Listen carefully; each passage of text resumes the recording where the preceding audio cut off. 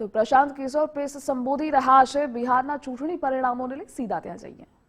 मैं आपसे विनम्रता से आपसे माफी मांगता हूं कि मैं आपके सपनों के आधार के अनुसार, आपके सोच के अनुसार वो व्यवस्था बनाने में नाकामयाब रहा हूं और प्रायश्चित के तौर पर मैं आज से 2 दिन के बाद 20 तारीख को गांधी विद्यारवा आश्रम में जो रास्ता गांधी जी ने बताया है, मैं अपने लोगों को, बिहार के लोगों को ये नहीं समझा पाया कि किस बात पर उनको वोट देना चाहिए, क्यों उनको नई व्यवस्था बनानी चाहिए। तो प्रायश्चित के तौर पर मैं अपने से विद्यारवा आश्रम में 1 दिन का उपवास, मौन उपवास रखूंगा।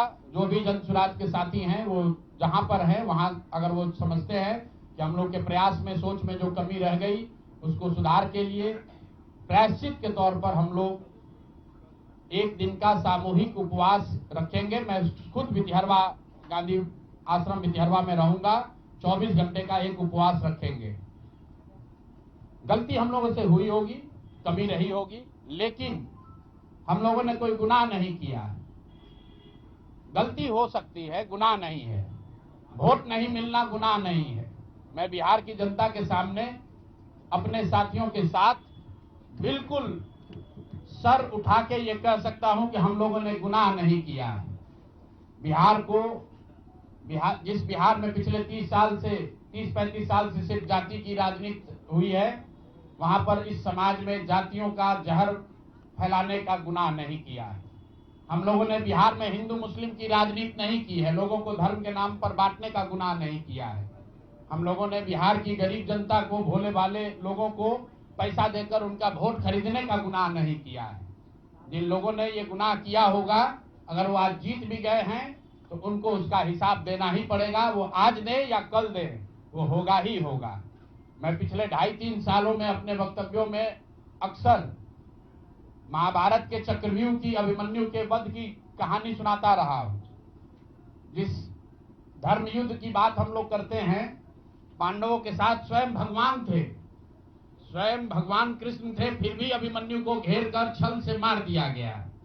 लेकिन उसके आगे की भी एक कथा भी है कि अभिमन्यु को मार दिया गया, लेकिन उससे महाभारत नहीं जीता गया। महाभारत जीता तो अंत में वही जो सही रास्ते पर था, जो धर्म के साथ था। तो आप निश्चित जानिए कि जीत तो जन सुराज की ही होगी।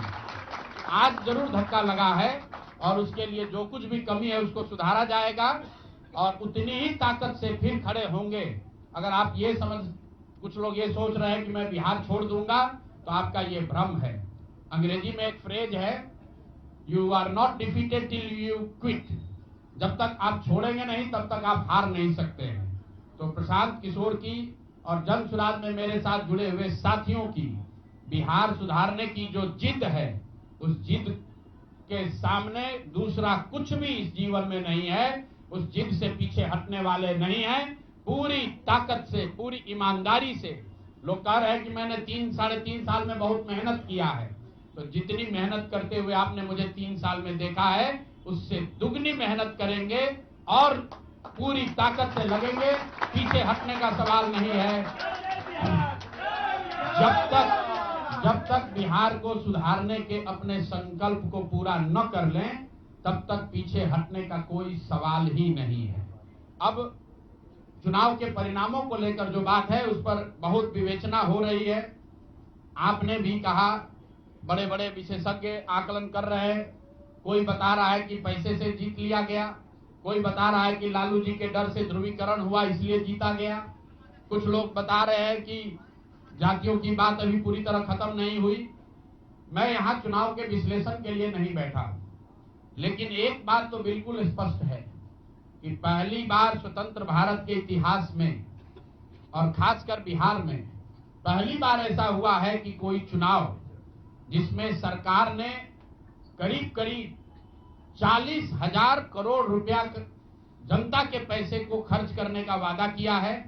और मुझे लगता है कि वही एक कारण है जिसकी वजह से एनडीए को इतना बड़ा बहुमत मिला है। मैं सिर्फ आपके ध्यान में लाना चाहता हूं कि 10,000 रुपए की बड़ी चर्चा हो रही है। लोग बता रहे हैं कि 10,000 पर लोगों ने वोट बेच दिया। बिल्कुल नहीं है, ये बात सही नहीं है। मेरा आज भी ये यकीन है कि 10,000 रुपए के लिए बिहार के लोग अपना वोट, अपना बच्चों का भविष्य नहीं बेचेंगे। अगर 10,000 रुपए को आप जोड़िएगा तो प्रतिदिन 5.5 रुपया हुआ। 5.5 रुपया में कौन अपना वोट बेचेगा? लोगों ने 10,000 रुपए के लिए सिर्फ वोट नहीं बेचा है। आपको देखने, जानने, समझने की जरूरत है। और इस पर यह बहस भी हो रहा है। सत्ता में जो लोग आए वो कह रहे हैं भैया हम तो सरकारी योजना चला रहे थे। जो विपक्ष में है वो कह रहा है हम योजना नहीं चला रहे थे, आप पैसा देके वोट खरीद रहे थे। इसका कोई अंत नहीं है, इस बहस का कोई अंत नहीं है। चुनाव आयोग पर लोग टीका टिप्पणी कर रहे हैं, वो चुनाव आयोग का विषय है। बिहार के बेटा होने के नाते, बिहार के नागरिक होने के नाते मेरा बस एक ही प्रश्न है। हर विधानसभा क्षेत्र में 60 से 62,000 लोगों को कम से कम 10,000 रुपया सीधे तौर पर सरकार ने दिया है। सिर्फ 10,000 रुपया नहीं दिया, ये कहा कि आपको स्वरोजगार के लिए 2 लाख रुपया दिया जाएगा और उसकी पहली किस्त के तौर पर, बयाना के तौर पर 10,000 रुपया उसको दिया गया। और पूरा सरकारी तंत्र लगाया गया लोगों को ये बताने के लिए कि अगर आप एनडीए को वोट देते हैं तो आपको 10,000 रुपए के साथ साथ आने वाले 6 महीनों में 2 लाख रुपए तक की सहायता मिलेगी। इसको करने के लिए पूरा सरकारी तंत्र लगा। जीविका की दीदियों को बैठाया गया। जितने यहाँ पर आशा आंगनवाड़ी सेविकाएं हैं उनकी सैलरी, उनका मानदेय बढ़ाकर उनको जोड़ा गया। लोग कह रहे हैं भैया काडर कहाँ है? मेरे भाई 2 लाख लोगों को, आप ध्यान रखिए, सिर्फ 10,000 रुपए लोगों को नहीं दिया गया है। हर विधानसभा में, मैं बहुत जिम्मेवारी से जो सरकारी आंकड़ा है वही बता रहा हूं, हर विधानसभा में 60 से 62,000 महिलाओं को 10-10 हजार रुपया दिया गया है। करीब करीब 1 लाख आंगनवाड़ी सेविका, आशा वर्कर और ममता की से जुड़ी हुई महिलाओं को करीब करीब सरकार ने 10,000 करोड़ रुपया अलग से दिया है। इसके साथ ही विकास मित्र और टोला सेवकों को 25,000 रुपया एक बार में, और जो लोग प्रवासी मजदूर बाहर से आए उनको 5,000 रुपया दिया गया है कपड़ा के नाम पर। तो कुल मिलाकर 29,000 करोड़ रुपया, करीब करीब 29,000 करोड़ रुपया बांटा गया है। 40,000 करोड़ रुपए की योजनाओं की घोषणा की गई है।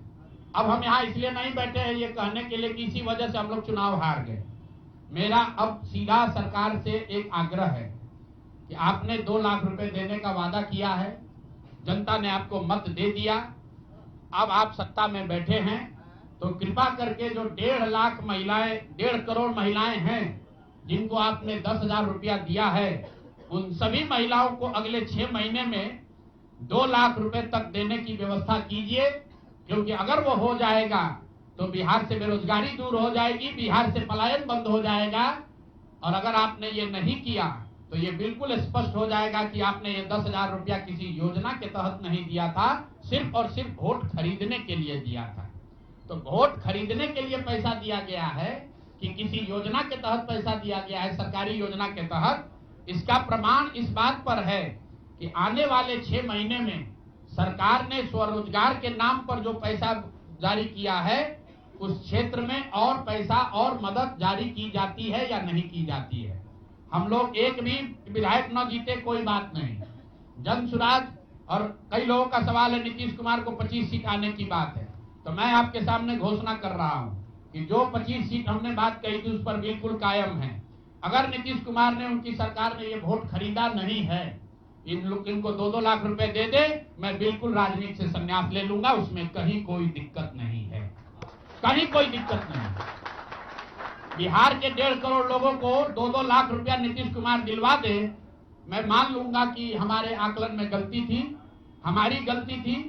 और हमारे आकलन की बात छोड़िए, अगर बिहार से बेरोजगारी दूर हो जाए, पलायन बंद हो जाए, 1.5 करोड़ परिवार, टोटल 2.5 करोड़ परिवार में अगर 1.5 करोड़ परिवार की गरीबी दूर हो जाए तो प्रशांत किशोर को विधायक बनने की राजनीति।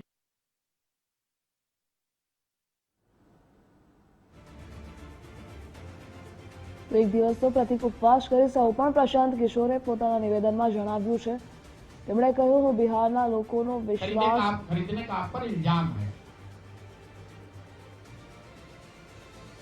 मंत्री हैं तो आप इस इल्जाम को धो दीजिए। अगले 6 महीने में 1.5 करोड़ लोगों को, 1.5 करोड़ परिवार को स्वरोजगार की व्यवस्था कर दीजिए और अगर नहीं कीजिएगा तो हम लोग यहीं पर हैं। सामने एक नंबर जारी कर रहा हूं, मेरा अपना व्यक्तिगत ऑफिस का 91,216 91,216। जितने लोग हैं जिनको भी 10,000 रुपया का बयाना नीतीश कुमार सरकार ने, अधिकारियों ने, जीविका की दीदियों के माध्यम से दिया है, इस आश्वासन के साथ कि अगर आप नीतीश कुमार को, एनडीए को वोट देंगे तो आपको 2 लाख रुपया 6 महीना में मिलेगा।